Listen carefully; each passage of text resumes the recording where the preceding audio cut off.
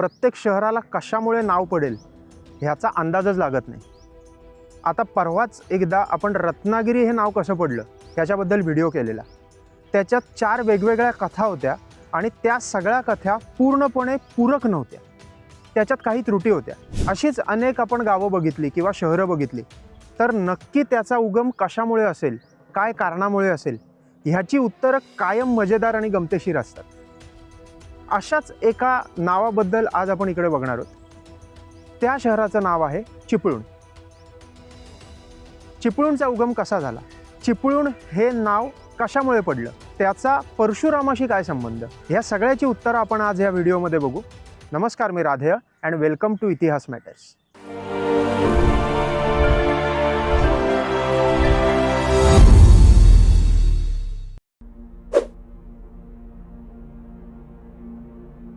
एका ताम्रपटात ह्या पूर्ण एरियाचा उल्लेख चिरापूर म्हणून केलेला आहे। आता चिरापूर हा उल्लेख काय, आपण शब्दशः बघितलं तर चिरा म्हणजे खडक, तर एक स्पेसिफिक प्रकारचा खडक इथे होता। आणि पूर म्हणजे ठिकाण किंवा गाव, तर चिरापूर म्हणजे जिथे चिरा मिळतो किंवा चिरा सदृश दगड आहे असं गाव म्हणजे चिरापूर।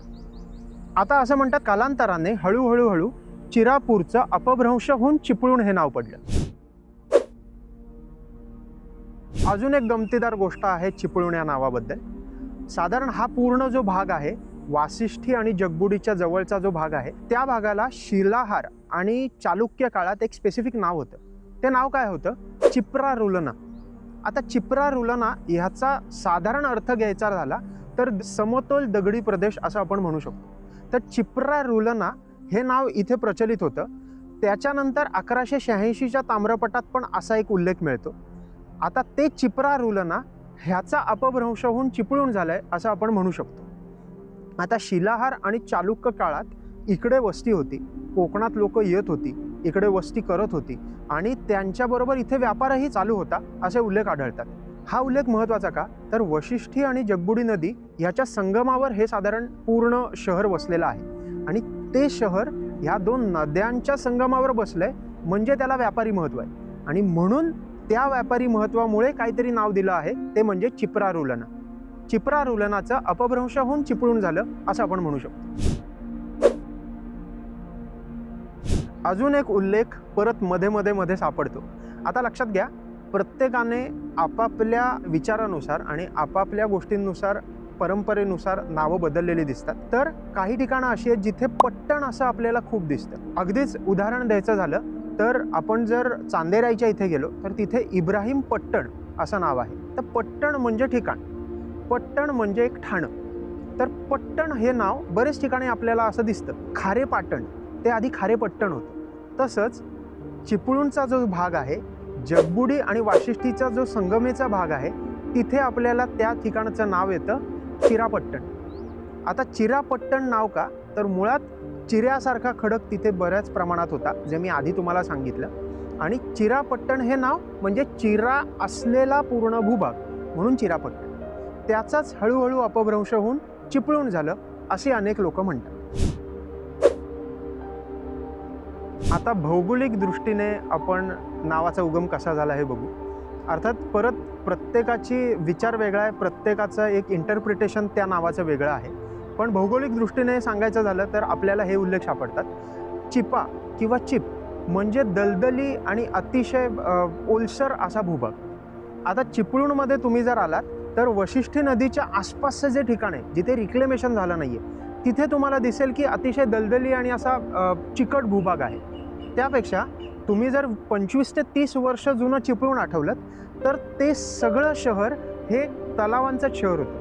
छोटे छोटे तलाव होते, अर्थात त्याच्यावर रिक्लेमेशन होऊन नंतर बिल्डिंग तयार झाल्या, पण जुने जाणकार अजूनही असं म्हणतात की चिपळूण हे तलावांचं शहर होतं। म्हणजे चिपळूण हा भूभाग हा कायम दलदली आणि अतिशय ओलसर चिकट असा भूभाग होता।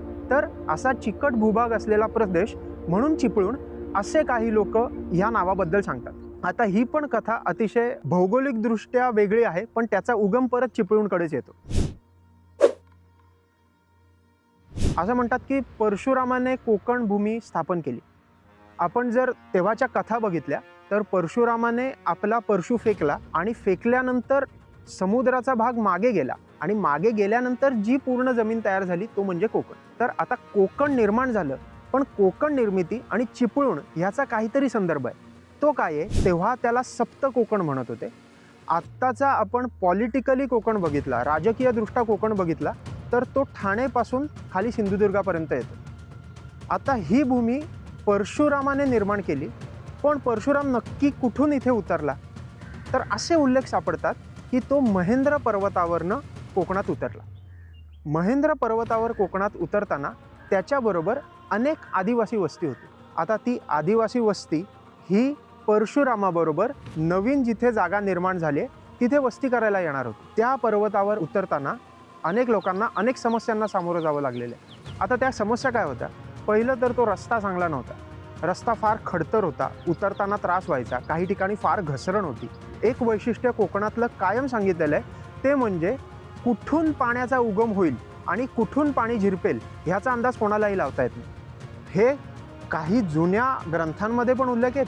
2000 वर्षापूर्वी पेरिप्लस ऑफ एरिथ्रियन सीमध्ये पण हे लिहिलेलं आहे. त्याच्यानंतर 1870च्या गॅझेटमध्ये पण लिहिलेलं आहे.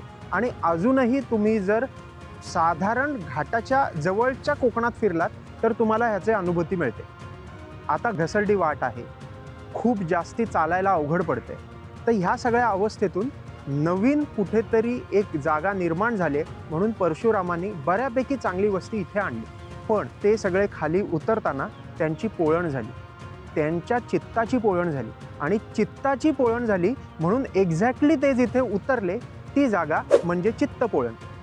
आता चित्तपोळण हे नाव आपल्याला अनेक ग्रंथांमध्ये सापडतं. त्या चित्तपोळणचा अपभ्रंश होऊन नाव पडलं चिपळूण. पण आता तुम्ही म्हणाल मग महेंद्रगिरी पर्वत म्हणजे नक्की कुठला पर्वत? महेंद्रगिरी पर्वत म्हणजे आत्ता जो परशुराम घाट आहे तो. अर्थात ती काय फार मोठी पर्वतरांग नाही आहे किंवा तो फार मोठा असा डोंगर आहे असंही नाही आहे. पण त्याला महेंद्र पर्वत म्हटलंय असे उल्लेख आपल्याला अनेक ग्रंथात आढळतात.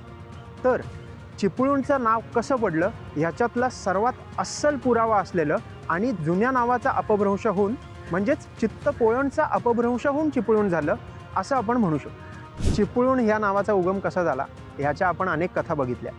तुम्हाला अजून काही कथा ह्या उगमाबद्दल माहीत असतील तर नक्की कमेंट सेक्शनमध्ये सांगा.